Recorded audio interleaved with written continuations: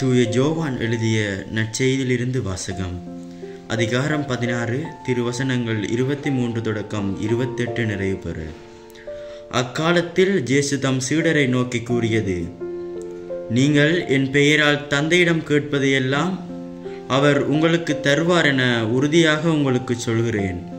இதுவரை நீங்கள் என் பெயரால் எதையும் கேட்டதில்லை. கேளுங்கள், பெற்றுக்கொள்வீர்கள். அப்பொழுது உங்கள் மகிழ்ச்சியும் நிறைவடையும்.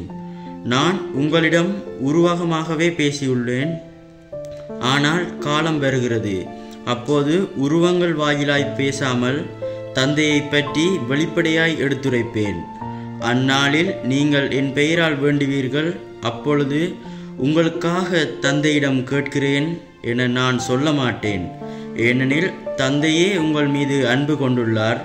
நீங்கள் என் மீது அன்பு கொண்டு நான் கடவுளிடமிருந்து வந்தேன் என்று நம்புவதால் தான் தந்தையும் உங்கள் மீது அன்பு கொண்டுள்ளார்.